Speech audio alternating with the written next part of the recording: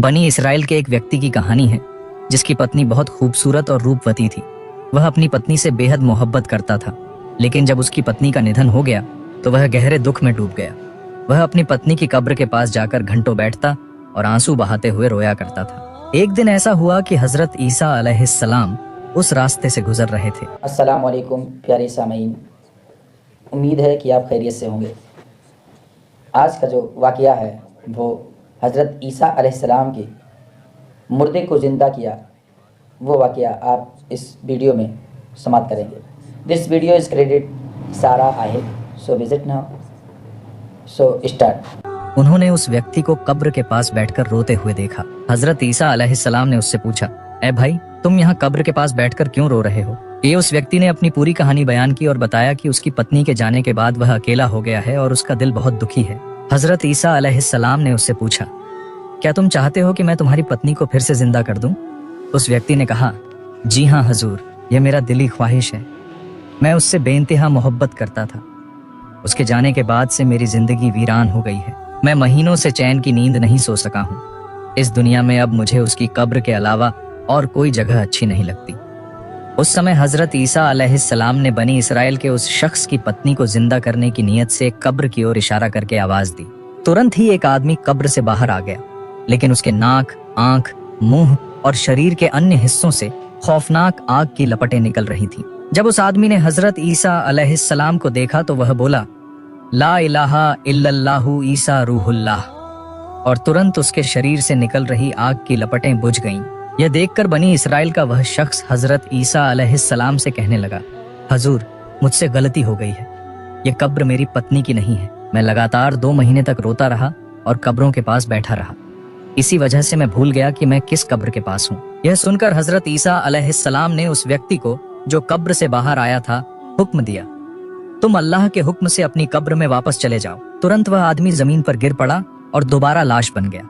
गौरतलब है कि जब यह व्यक्ति पहले मरा था तो वह काफिर था, लेकिन जब अल्लाह की विशेष कुदरत से हजरत ईसा अलैहिस्सलाम ने उसे दोबारा जिंदा किया तो उसने हजरत ईसा अलैहिस्सलाम पर ईमान लाते हुए ला इलाहा इल्लल्लाहु ईसा रूहुल्लाह का इकरार किया। इस वजह से वह ईमान के साथ अपनी कब्र में वापस चला गया। सुभान अल्लाह, सुभान अल्लाह।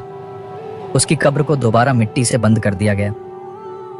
उसके बाद हजरत ईसा अलैहिस्सलाम ने दूसरी कब्र की ओर रुख किया और फरमाया, ए कब्रवासी, अल्लाह के हुक्म से अभी जिंदा हो जाओ। हजरत ईसा अलैहिस्सलाम के इस हुक्म के साथ ही कब्र के अंदर से एक अत्यंत खूबसूरत औरत बाहर आई।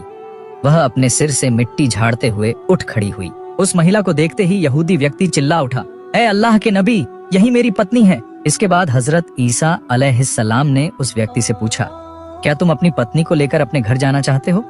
वह यहूदी बोला, जी हाँ, ए अल्लाह के नबी, अगर आप इजाजत दें तो मैं अपनी पत्नी को लेकर घर जाना चाहता हूँ।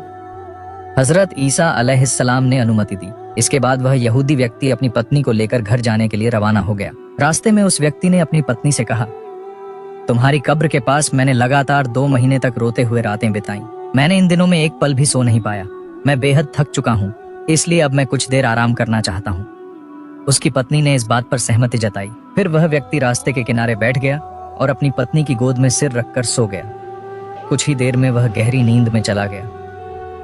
उस समय एक राजकुमार अपने घोड़े पर सवार होकर उस रास्ते से गुजर रहा था।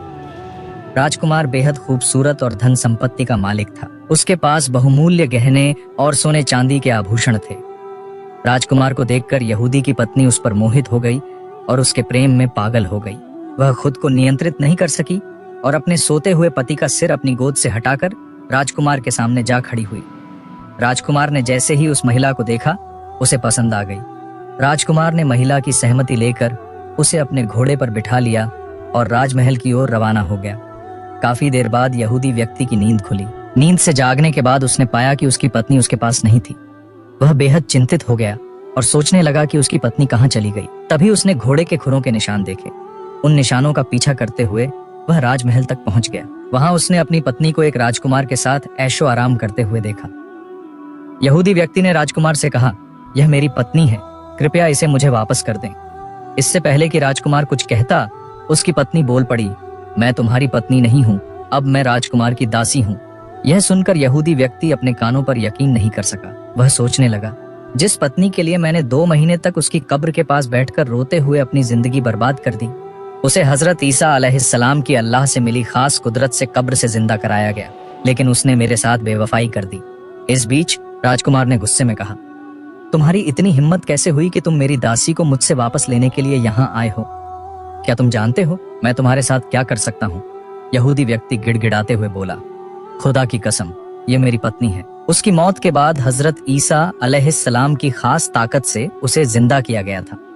मैंने उसके लिए 2 महीने तक रो रो कर अपनी जिंदगी तबाह कर दी, लेकिन अब वही पत्नी मुझसे बेवफाई कर रही है। इसके बाद वह यहूदी व्यक्ति फूट फूट कर रोने लगा। उसके बाद हजरत ईसा अलैहिस्सलाम चलते चलते उस जगह पहुंचे। जब यहूदी व्यक्ति ने उन्हें देखा तो वह बोला, ए अल्लाह के रसूल, ए अल्लाह के दोस्त, क्या यह वही महिला नहीं है जिसे आपने मेरे लिए जिंदा किया था? हजरत ईसा अलैहिस्सलाम ने जवाब दिया, हाँ, यही वह महिला है। यह सुनकर महिला कहने लगी, ए रूहुल्लाह, यह व्यक्ति झूठा है, मैं इस राजकुमार की दासी हूँ। हजरत ईसा अलैहिस्सलाम ने पूछा, क्या तुम वही महिला नहीं हो जिसे मैंने अल्लाह की दी हुई ताकत से जिंदा किया था? महिला बोली, ए रूहुल्लाह, खुदा की कसम, मैं वह महिला नहीं हूँ। ये महिला ने रो रो कर और मिन्नतें करते हुए अपनी बात को साबित करने की कोशिश की। इस पर हजरत ईसा अलैहिस्सलाम ने फरमाया, अल्लाह के हुक्म से मैंने जो जिंदगी तुम्हें दी थी, अब उसी अल्लाह के हुक्म से मैं वह जिंदगी वापस लेता हूँ। जैसे ही यह बात महिला ने सुनी, वह जमीन पर गिर पड़ी।